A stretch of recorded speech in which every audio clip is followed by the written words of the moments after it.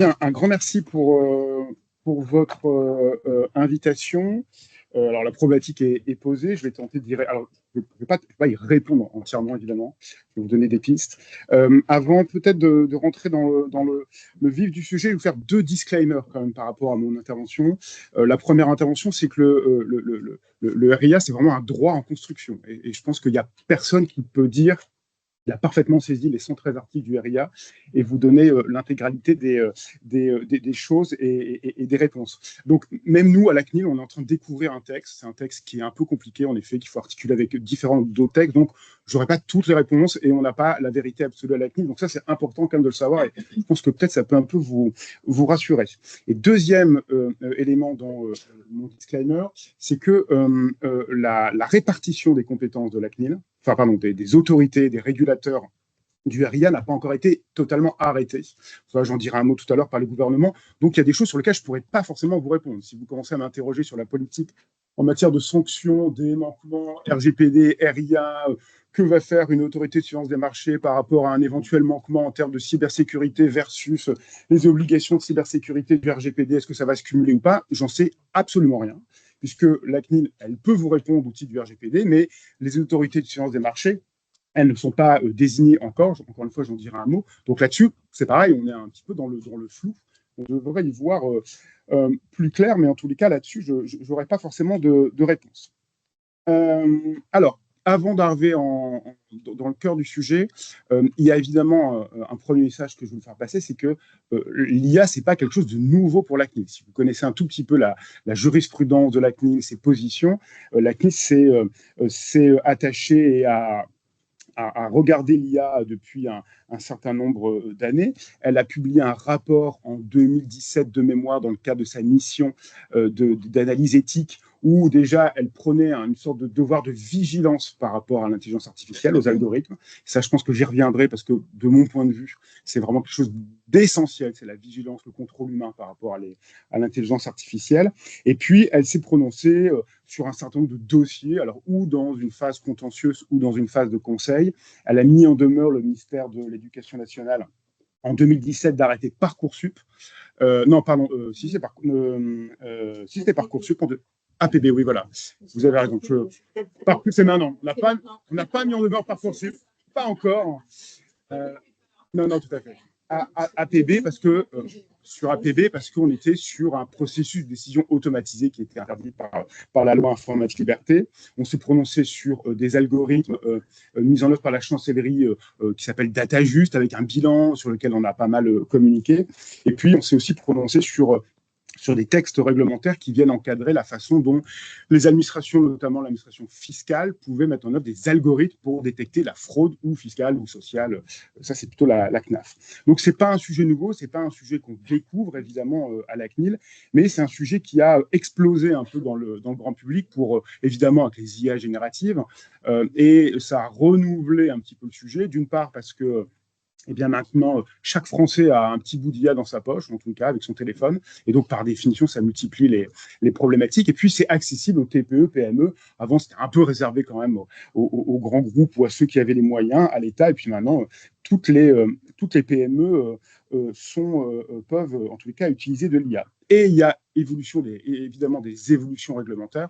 On a parlé du RIA. Il n'y a pas que ça. Il y a aussi des textes spécifiques. On voit maintenant, il y a quasiment un droit de l'IA qui est en train d'être spécifique dans certains domaines. Il y a des dispositions du Code de la santé publique qui encadrent la façon dont les professionnels de santé peuvent utiliser de l'IA. Il y a des dispositions dans le Code de l'éducation sur, cette fois-ci, Parcoursup. Bref, on voit que là, il y a même un droit de l'IA qui, je dirais pas en train de se fragmenter, mais en tous les cas, en train de poindre. Bref, tout ça a conduit la CNIL à développer et à communiquer sur une stratégie en matière d'IA. Donc, je ne vais pas vous faire la publicité trop longtemps sur ce que a décidé la CNIL, mais c'est important de comprendre un peu la philosophie du régulateur par rapport aux décisions dont on vous a parlé il y a quelques instants. La première étape de la stratégie IA de la CNIL, c'est de comprendre. C'est de comprendre cet objet technique nouveau. Ce qui n'est pas évident, c'est quand même un peu compliqué, c'est pas un bête fichier Excel.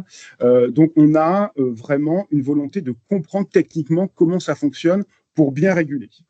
Et au-delà de comprendre, j'élargis un tout petit peu la focale, la CNIL s'est dotée depuis maintenant 2-3 ans d'une mission d'analyse économique pour comprendre le marché économique de l'IA. Et ça, c'est vraiment assez nouveau dans la volonté de la CNIL en tant que régulateur. C'est un régulateur qui intègre dorénavant la dimension économique des marchés qu'elle entend réguler. Donc ça, c'est important. Si on veut bien réguler un marché, il faut comprendre qui fait quoi, quels sont les enjeux économiques. Et ça, c'est quelque chose qu'on n'a pas forcément en tête quand on parle de la régulation de la CNIL, cette dimension économique. Donc ça, c'est vraiment la première étape, c'est comprendre ce qu'on veut réguler. Deuxième étape, c'est permettre et encadrer le développement d'IA respectueuse de la vie privée. Ça, j'y reviendrai. C'est tout le travail qu'on mène en matière de droit souple, d'accompagnement. J'en reviendrai quelques instants, mais à la différence, et je ne veux pas jeter une pierre de l'autre côté des Alpes, de nos petits camarades italiens qui, quand ils ont vu arriver OpenAI, immédiatement, ils ont plutôt eu tendance à mettre en demeure, sanctionner, etc. Ce n'est pas l'approche de la CNIL. La CNIL, pour l'instant, sauf erreur de ma part, alors on a parlé de Clearview, qui est un tout petit peu distinct, mais n'a pas mis en demeure, sanctionné d'acteurs du marché de l'IA, modulo quelques exceptions, mais vraiment particulières. L'idée, c'est quand même de fixer le cadre juridique de façon à apporter de la sécurité, que chacun comprenne ce qu'il peut faire, ce qu'il ne peut pas faire, et seulement dans un second temps, ce sera les aspects plus répressifs, j'y reviendrai. Troisième axe de la stratégie de la CNIL, et c'est un peu dans ce cadre que je suis là et un peu dans ce cadre qu'on intervient à l'Axel, mais pas que, c'est de fédérer et d'accompagner les acteurs innovants de l'écosystème de l'IA.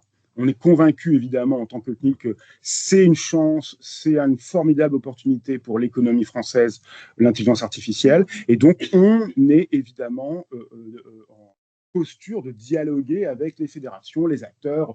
On voit régulièrement les grands acteurs US, européens ou français pour dialoguer avec eux. Donc, on est vraiment dans cette posture d'ouverture.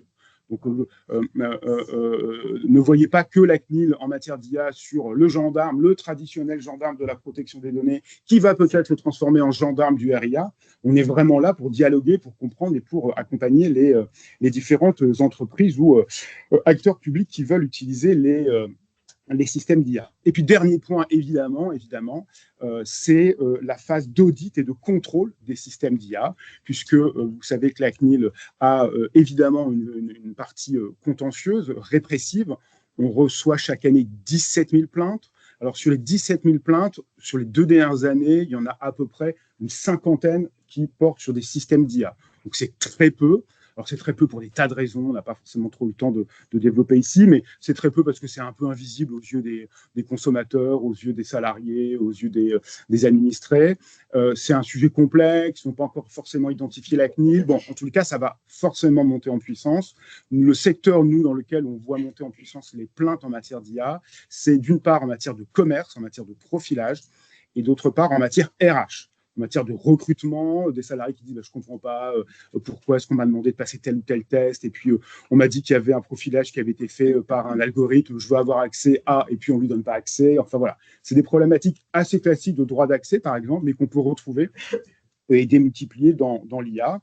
Et puis, dans ces plaintes, évidemment, ça peut donner lieu à des contrôles et, le cas échéant, à des sanctions. Et pour contrôler, il faut savoir auditer. Et savoir auditer un système d'IA, ce n'est pas facile. Donc, on est en train de doter aussi nos experts, nos contrôleurs de capacités pour doter les doter des bons réflexes et des bons outils pour auditer les systèmes d'IA. Tout ça, ça s'est matérialisé par la création d'un service IA à la CNIL depuis 2-3 ans, qui est un service un peu particulier au sein de la CNIL, dans le sens où il est vraiment pluridisciplinaire. À la CNIL, vous avez des services composés à 100% de juristes, des services avec 100% d'experts, et puis là, vous avez un service qui est vraiment hyper varié. Vous avez des juristes, vous avez des analystes IA, vous avez des data scientists, vous avez des gens dont je ne comprends même pas le terme, mais qui, en tous les cas, sont extrêmement forts en matière d'IA. Et donc, ils dotent vraiment la CNIL d'une capacité de compréhension et d'analyse qui s'inscrivent dans tout ce que je viens de dire il y a quelques instants. Pour autant, et c'est un peu un défi en interne qui ne transparaît pas forcément à l'extérieur, pour autant, il y a un petit peu un défi à la CNIL qui est de dire est-ce qu'on spécialise un service et des agents sur l'IA, ou est-ce qu'au contraire, chaque agent, chaque service, il y a un service de la santé à la CNIL, par exemple, qui traite les autorisations santé, et bien est-ce qu'eux aussi, ils doivent avoir des compétences en matière d'IA? Et donc, le choix qu'on a fait, c'est quand même d'essayer d'avoir assez une transversalité en matière de compétences IA, parce qu'on a des dossiers de demande d'autorisation recherche avec des logiciels d'IA. Et le juriste qui traite ce type de dossier, eh bien, il doit être en mesure d'apprécier la pertinence des données, la minimisation, la durée de conservation, etc., au regard du filtre IA. Donc, on essaye d'infuser cette culture IA dans l'ensemble des services de la CNIL. C'est pas évident parce qu'il y a un coût d'entrée qui est quand même assez élevé. C'est des choses qui sont quand même une fois horriblement compliquées, mais donc on a un service de l'IA qui arrive en appui de ces différents services sectoriels.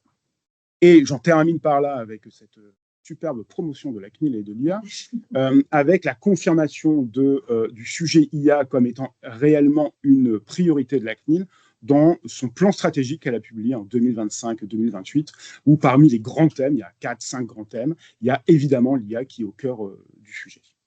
Donc voilà un petit peu, de manière institutionnelle, la prise en compte de l'IA dans la CNIL, dans son organisation et dans son plan. Alors, ce que je vous propose, c'est en bon juriste, de faire deux parties dans mon introduction, enfin dans ma présentation. La première partie, c'est de parler un peu du cœur du sujet, qui est l'application du RGPD au SIA. Donc, je ne vais pas aller dans le fond, parce que sinon, il faudrait à peu près 3 jours, si je commençais à détailler toutes les fiches que la CNIL a pu écrire. C'est juste vous donner un peu les grands éléments, les grandes tendances, ce qu'on fait, ce qui reste à faire et ce qu'on veut faire.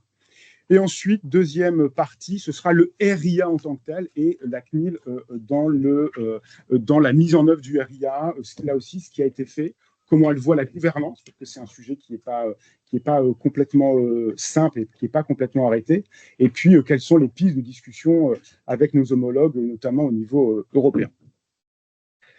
Alors, premier grand point que je vais développer, c'est l'application du RGPD au système d'IA. Je l'ai dit, je le répète, la volonté de la CNIL, c'est toujours de fixer le cadre avant de considérer que les pratiques ne sont pas conformes au RGPD.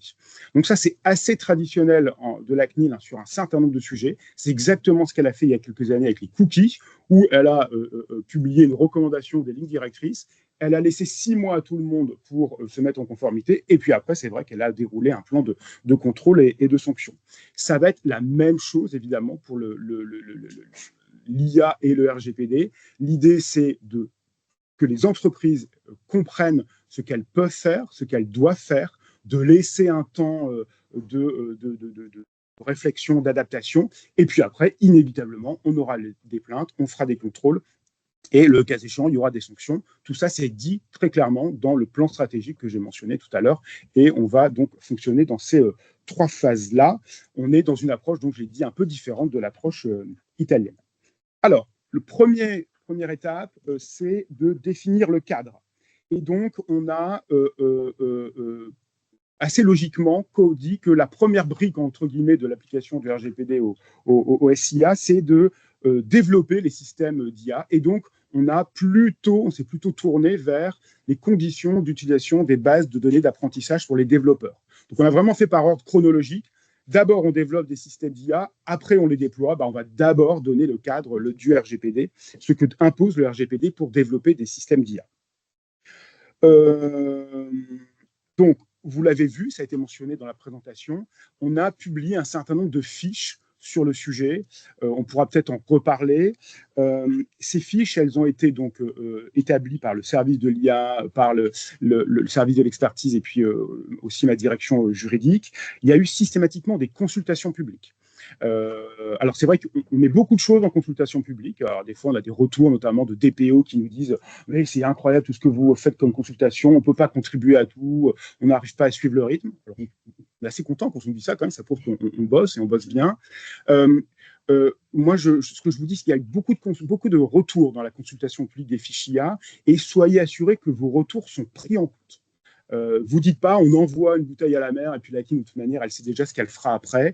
Franchement, c'est important pour nous d'avoir le retour terrain des opérationnels qui nous disent là, ça va, ce que vous dites, là, ça va pas, là, c'est trop compliqué, là, il n'y a pas assez d'exemples, on n'est pas d'accord. C'est vraiment, vraiment pris en compte, à tel point que les dernières consultations publiques, c'est sur 2 fiches hyper importantes qui sont sur l'intérêt légitime et les droits des personnes. on n'a toujours pas publié les versions définitives, on va le faire là, courant avril, parce que ça oblige à cogiter beaucoup les services de la CNIL. Donc il y a vraiment une prise en compte, n'hésitez pas à contribuer et vous dites pas tout ça est perdu et c'est juste de la façade. C'est pas du tout vrai. Donc, il y a plusieurs fiches qui ont déjà été publiées, qui sont définitives.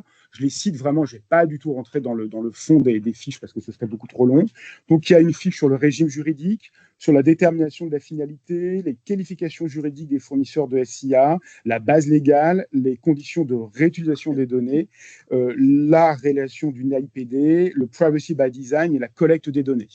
Si vous allez sur notre site depuis hier, parce qu'en fait j'ai fait de la réflexion au service compétent, on ne voyait pas les fiches qui étaient en version définitive et les fiches qui étaient en version consultation, ce qui pouvait un tout petit peu donner un peu d'incertitude pour les acteurs. Maintenant, on voit les fiches qui sont marquées définitives et celles qui sont en cours de finalisation. Il y a des choses qui sont juste en cours et qui seront définitivement adoptées. On espère définitivement adopter toutes les fiches d'ici l'été. Voilà. Pas évident, mais d'ici juin, normalement, on aura toutes les fiches sur le développement des systèmes d'IA. Qu'est-ce qu'il nous reste encore à finaliser? Deux grosses fiches, je viens de les mentionner, la base légale de l'intérêt légitime. Alors, facile, je ne vous cache pas que ce n'est pas la fiche la plus simple à rédiger avec toutes ces histoires de balance, mais en tous les cas, on est en train de la finaliser. Les droits des personnes, l'open source, l'exercice des droits, l'annotation des données et la sécurité. Voilà les fiches qui restent. Les contributions publiques les consultations publiques sont terminées et nous, on va les finaliser d'ici fin juin. Donc ça, c'est premier lot de fiches. Ensuite, on a travaillé au niveau européen. Il y a beaucoup de questions qui reviennent sur l'articulation entre ce que nous, CNIL, on fait au niveau national et ce qu'on fait au niveau européen, en disant, mais attendez, est-ce que ça va vraiment être cohérent et comment vous allez articuler les deux? Ça, c'est une vraie question de stratégie de la CNIL qui n'est pas évidente à répondre.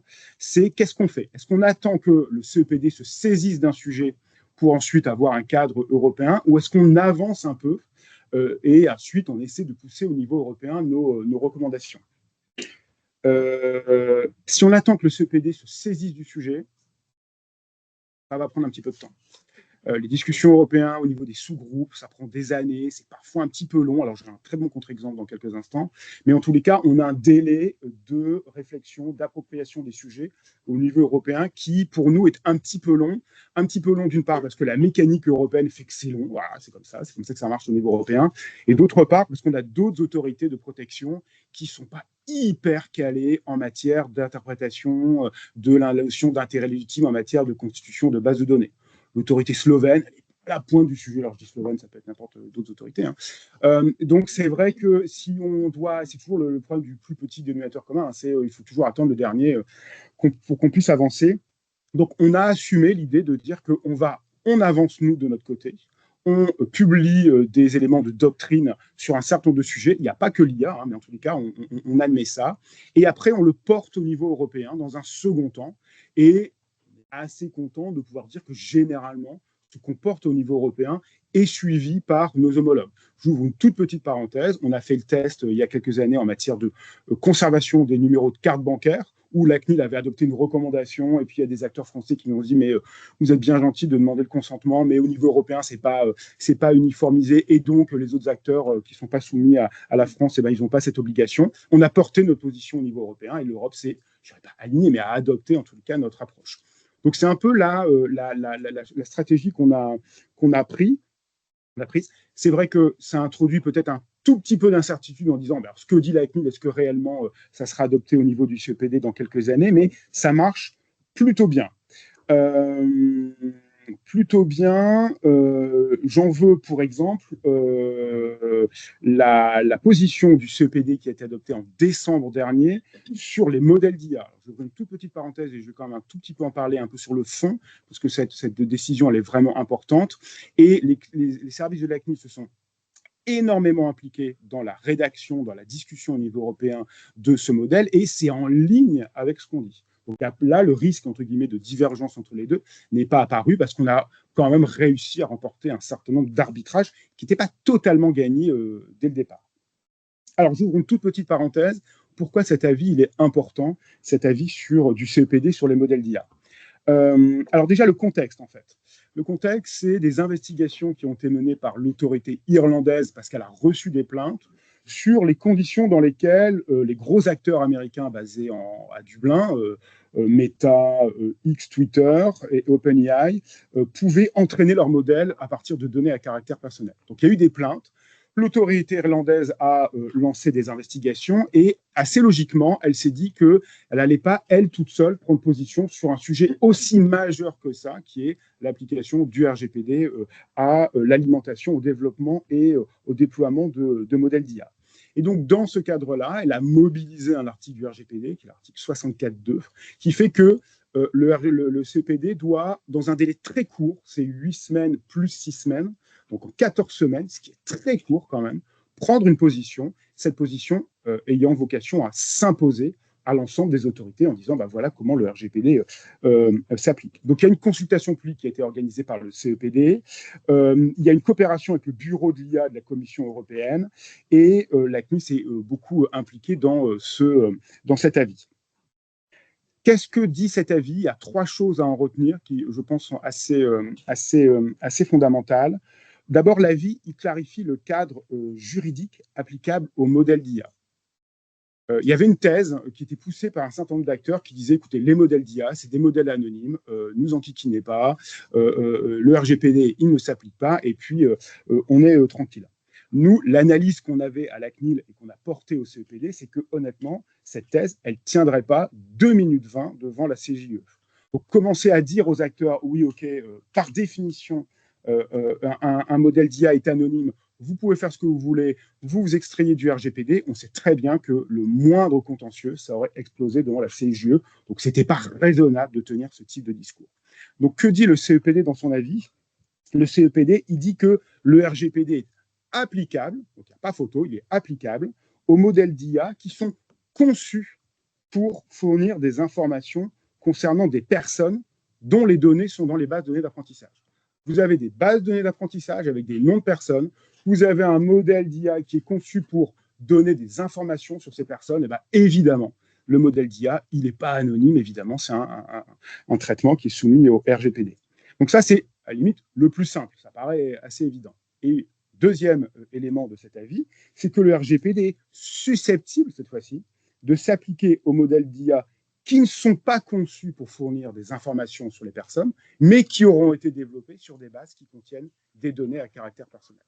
Donc vous avez un modèle d'IA qui est fait pour faire des statistiques, pas trop quel type de statistiques, mais s'il est entraîné sur des bases de données qui contiennent des données à caractère personnel, il n'est pas exclu que le modèle d'IA soit susceptible de ressortir, régurgiter, recracher, publier, dites ce que vous voulez, des données à caractère personnel. Et donc là, il y a un certain nombre de tests à faire d'analyse pour déterminer si oui ou non ce modèle d'IA est soumis ou non au RGPD.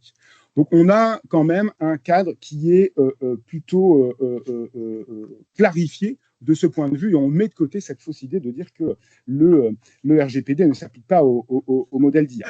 Donc il y a un certain nombre dans l'avis, je ne vais pas détailler, je ne vais pas rentrer plus dans le détail, mais il y a un certain nombre de critères qui peuvent être pris en compte pour déterminer le caractère anonyme d'un modèle ou non. On va nous détailler au niveau national de manière plus précise ces critères dans un second temps, donc on va le faire, hein. On va travailler là-dessus, et on travaille avec le PRN et l'ANSSI pour fournir des outils techniques afin de mettre en œuvre certains de ces critères pour prouver le caractère anonyme. On va essayer d'outiller, entre guillemets, les développeurs et les déployeurs de systèmes d'IA pour savoir si oui ou non ils sont face à un modèle anonyme. Donc, premier point de cet avis, c'est l'analyse juridique de l'application du RGPD ou non au modèle d'IA.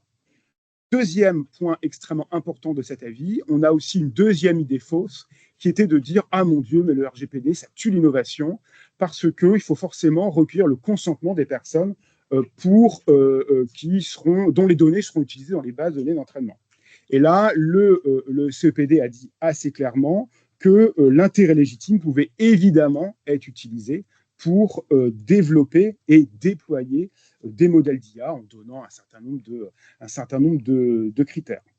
Donc le CEPD considère que le développement de ces modèles peut se faire sur la base des données personnelles sans recueillir le consentement sous réserve évidemment que la base légale de l'intérêt légitime puisse être mobilisée. Donc là, on donne un certain nombre d'indicateurs en disant quels sont les bons éléments à prendre en compte pour arriver à cette balance d'intérêt.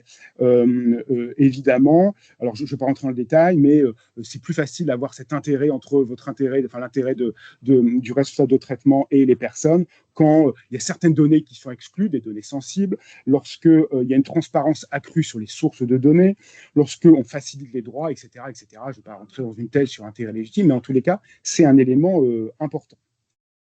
Régime juridique, mobilisation de l'intérêt légitime. Et troisième élément hyper important aussi, c'est l'affirmation par le CPD que l'illicéité de l'entraînement d'un modèle d'IA, donc si vous avez un modèle d'IA entraîné illicitement parce que pas d'intérêt légitime ou alors déséquilibre manifeste, etc., pas d'information des personnes, pas de droit, bref, vous avez un modèle illicite, eh bien, son utilisation est aussi susceptible de devenir illicite. Donc ça, c'est vraiment un gros warning adressé aux déployeurs de systèmes d'IA. Faites attention à la licéité du modèle d'IA que vous allez utiliser. Alors, le problème est peut-être résolu dans le cas des systèmes d'IA au risque, parce qu'il y a quand même pas mal de garanties qui encadrent l'entraînement des systèmes d'IA au risque, mais en tous les cas, d'une manière générale, c'est un point de vigilance.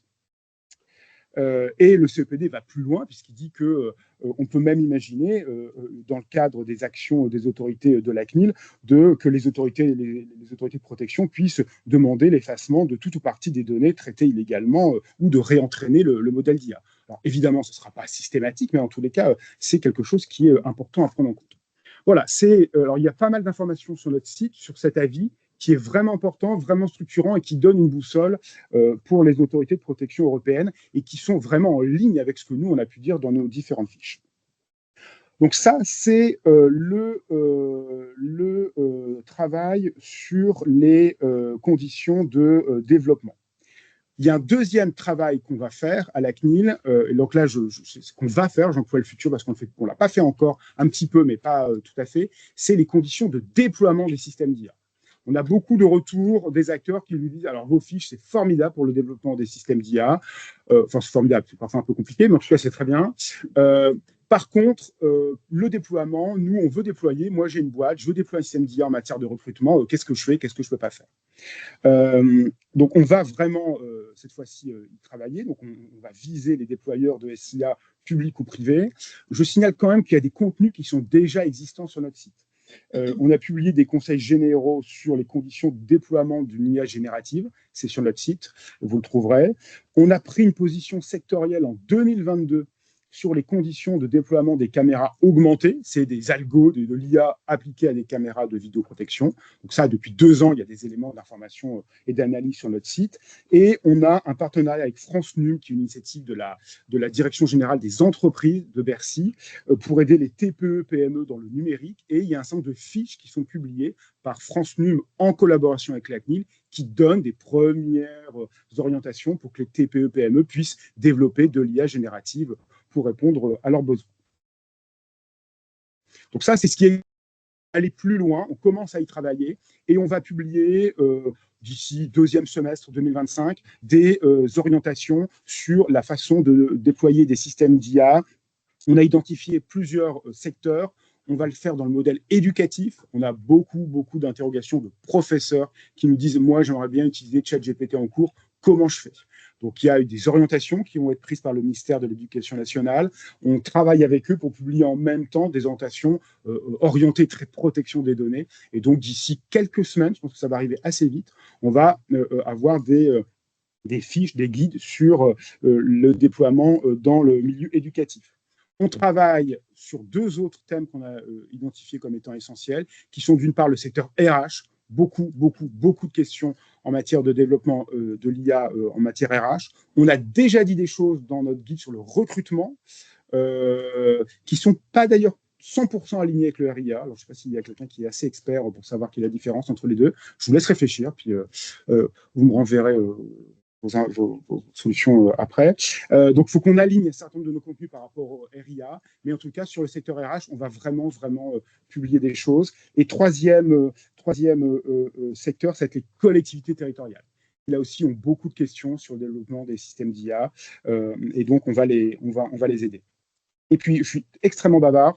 Donc, dernier point sur cet aspect RGPD développement. On discute avec les acteurs, je vous l'ai déjà dit. On a 2 programmes d'accompagnement qu'on appelle le bac à sable et l'accompagnement renforcé, où on travaille beaucoup avec les acteurs qui mettent en œuvre de l'IA. Et ce qui est très bien, parce qu'on apprend aussi de ces acteurs. On travaille avec DocaPost, notamment, pour un système d'IA qui ferait des synthèses de dossiers médicaux pour que le médecin n'ait pas à lire l'intégralité du dossier médical d'un patient. Donc, DocaPost propose un outil pour synthétiser tout ça. C'est passionnant, c'est super. Et nous, ça nous permet aussi d'apprendre aux agents de la CNIL, d'apprendre un peu les problématiques opérationnelles. Donc, ce dialogue avec le secteur, il est aussi très nourrissant pour la CNIL. On ne maîtrise pas, on ne prétend pas tout savoir place de Fontenoy. Et puis, on a parlé tout à l'heure de DeepSeek. C'est vrai que là, on a des échanges avec DeepSeek notamment, ou avec d'autres acteurs, pour, dans une logique un peu plus, je ne dirais pas de contrôle, mais en tout cas, on veut savoir un peu ce qu'ils font et comment est-ce qu'ils appliquent le RGPD. Évidemment, ça renvoie à la question du champ d'application territorial du RGPD. Donc, voilà ce qu'on met en place, ce qu'on va mettre en place pour conjuguer RGPD et RIA. Deuxième temps, et je serai beaucoup plus court, sur la mise en œuvre du RIA. Qu'est-ce qu'on fait, comment on voit les choses et qu'est-ce qui est à venir. La CNIL dans le RIA est susceptible d'avoir plusieurs rôles. Il y a un rôle qu'elle a déjà, parce que la DGE qui est en charge de... Alors la DGE, je pense que vous connaissez évidemment, ils sont en charge de l'application du RIA, de la mise en œuvre du RIA en France. Ils ont notifié à la Commission européenne les 3 autorités de protection des droits fondamentaux pour l'instant. Donc ont été notifiés à la Commission européenne la CNIL, le DDD et la DGCCRF. DGCCRF pour tout ce qui est protection du consommateur, DDD pour tout ce qui est les biais dans les SIA et la CNIL au titre de la protection des données. Il y en aura peut-être d'autres. Je crois que l'Irlande en a notifié 15 d'autorités de protection des droits fondamentaux. On n'est qu'à 3. Évidemment, en France, on va en notifier encore quelques-unes. Il y a des noms qui circulent comme l'ARCOM, comme l'Inspection générale du travail. Enfin, bon. Donc, il y aura peut-être d'autres autorités de protection des droits fondamentaux. Donc ça, c'est assez facile, entre guillemets, j'y reviendrai après. On est identifié et désigné à Bruxelles comme APDF. Ensuite, il y a la grosse catégorie, une nouvelle catégorie prévue dans le RIA, qui sont les ASM, les autorités de surveillance des marchés, qui seront donc chargées de fixer un certain nombre de critères pour les SIA à haut risque de l'annexe 3. Parce que les SIA à haut risque de l'annexe 1, déjà, leurs ASM, c'est l'Agence nationale de la sécurité du médicament et des dispositifs médicaux, c'est l'ANFR, etc. Donc, il y a des produits qui ont déjà des ASM et quand ils embarqueront de l'IA, eh bien, ils référeront à la même ASM. Et puis, il y a des produits qui n'ont pas d'ASM et qui, eux, vont donc être régulés par des autorités de surveillance des marchés. La grande question est de savoir qui sera autorité de surveillance des marchés pour un certain nombre de produits de l'annexe 3. Alors, sous toute réserve, et je ne suis pas en train de violer un secret des dieux, parce que c'est un peu sorti dans la presse à droite ou à gauche, la CNIL devrait être, alors c'est le gouvernement évidemment qui va décider, tout ça sera jugé, décidé, arbitré dans un projet de loi qui devra arriver d'ici l'été devant le Parlement. Il y aura une RIM qui va se tenir dans les quelques semaines, là on nous a parlé fin mars, début avril. Donc la CNIL devrait normalement être autorité de surveillance des marchés pour les SIA à haut risque, je schématise, régaliens, utilisés dans le secteur de la police, contrôle des frontières, justice, etc., sauf exception. Mais en tous les cas, la CNIL devrait être l'autorité de surveillance des marchés pour ces services régaliens, pour ces SIA régaliens. Et la CNIL se positionne, pour être tout à fait honnête, sur 3 autres systèmes d'IA au risque, parce qu'il y a des fortes convergences avec ce que nous, on fait déjà et le RGPD, qui sont le système, les SIA utilisés en matière d'emploi, en matière d'éducation et en matière d'accès et droit aux services publics essentiels et aux services publics et prestations sociales essentielles. Donc, en gros, vous avez un algo utilisé par la CAF pour déterminer le montant de votre prestation. Ce n'est pas totalement déconnant que la CNIL soit l'ASN qui soit chargée d'encadrer les systèmes d'IA qui seront utilisés dans ce cadre. Ce n'est pas définitif, ce n'est pas arbitré, il y a des hésitations au plus haut sommet de l'État, ou peut-être un tout petit peu en dessous, sur la compétence de la CNIL à accompagner l'innovation dans ces systèmes d'IA au risque. En tous les cas, nous, on trouve qu'il y a une telle convergence RGPD, RIA sur ces sujets-là. Quand vous faites des SIA en matière éducative, bah, vous allez brasser des tas de données d'élèves. Bon, on voit que l'interaction avec le RGPD est quand même très forte. Nous, ce qu'on milite, c'est pour éviter la multiplication des régulateurs. Parce qu'il y a un coût de régulation quand plusieurs régulateurs doivent parler entre eux. Donc nous, ça nous enquiquine de devoir parler à 5 autres régulateurs pour arriver à une position. Et puis pour les entreprises aussi, si elles vont devoir aller voir X régulateurs quand vous êtes en même temps développeur, en même temps déployeur, bah, il y a un coût réglementaire qu'on essaie de factoriser en ayant la même autorité. Et puis, dernier élément dans ce RIA, c'est qui va être en charge de la sanction, le cas échéant, des systèmes d'IA, des SIA interdits, article 5 du RIA. Donc, c'est rentré en vigueur il y a 1 mois et demi, les systèmes d'IA interdits. Pour l'instant, il n'y a pas d'autorité en charge de la sanction au titre du RIA de ces dispositifs. Alors, nous, on estime qu'on est quand même compétent au titre du RGPD pour les déployeurs. Une entreprise qui déploierait un système d'IA interdit, de notre lecture, il met en œuvre un traitement illicite de données, donc on pourrait l'attraper, je mets plein de guillemets, via le RGPD. Par contre, un développeur ou un fournisseur de SIA interdit, pour l'instant, il n'y a personne qui peut le sanctionner, puisque les autorités ne sont pas désignées a priori. La CNIL devrait l'être dans un certain nombre, dans une grande majorité de SIA, puisque ces SIA, ils impliquent le traitement de données à caractère personnel, quand on parle de biométrie à distance, d'appréciation des émotions au travail, etc. On voit bien qu'on parle de données à caractère personnel. Donc, paysage de régulation un peu compliqué entre les ASM, les APDF, etc. On a aussi eu l'annonce de la création d'un Institut national pour l'évaluation et la sécurité de l'intelligence artificielle, annoncé par la ministre de l'Intelligence artificielle juste au moment du sommet au mois de février, qui est chargé de comprendre et d'auditer et d'évaluer la sécurité des RIA, enfin des SIA dans le domaine régalien. Bref, beaucoup d'acteurs, sans oublier l'ANSSI. Ça va prendre du temps pour se caler, tout ça. Donc, s'il y a un tout petit peu de flou, tout ça est assez normal. Et j'en terminerai par là. Quelles conséquences pour la CNIL du RIA? On a bien conscience que la CNIL va normalement, je dis bien normalement, être amenée à faire autre chose que de la protection des données. Donc là, il y a vraiment un tournant pour la CNIL. Être autorité de surveillance des marchés, c'est faire autre chose que de faire de la protection des données. Donc, la CNIL qu'on a connue depuis 1978, le gendarme de la protection des données, je pense que ça va être assez faux dans quelques mois, dans quelques années. Ça sera vraiment un régulateur beaucoup plus complet qui va aller sur des terrains sur lesquels elle n'a pas l'habitude d'aller. Donc, on est déjà en train de discuter avec les autres ASM qui existent déjà pour voir comment est-ce qu'elles font. Au niveau organisationnel, ça peut avoir des conséquences sur la composition du collège de la CNIL. Est-ce qu'il faut encore 18 juristes? Pas que des juristes, mais il y a 16 juristes et 2 informaticiens.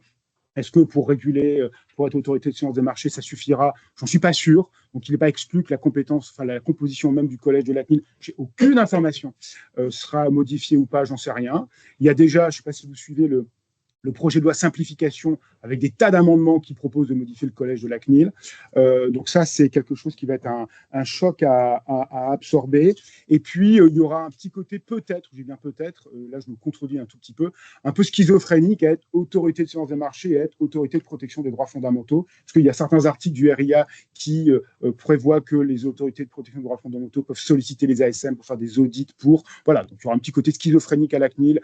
Est-ce que tout ça va se traduire par une organisation un peu séparée des 2 fonctions? Je pense que oui, mais tout ça va dépendre évidemment aussi des ETP, des emplois qui seront attribués à la CNIL pour mettre en œuvre les compétences IA. Tout ça fait qu'on rentre, et promis vraiment j'arrête, on rentre dans une nouvelle modification de la loi. La loi informatique et liberté sur les compétences de la CNIL a été modifiée avec le DSA dans la loi SREN. Elle est modifiée actuellement avec le PGL simplification. Elle va être modifiée dans une nouvelle loi santé pour intégrer les nouvelles compétences en matière du règlement règlement européen sur les données de santé. Et on va avoir une 4e loi en 18 mois, c'est pas mal, sur les compétences RIA. Donc voilà, tout ça fait beaucoup de bouleversements. C'est un peu compliqué à suivre, y compris pour vous, j'imagine, mais sachez que c'est pareil pour nous. Voilà.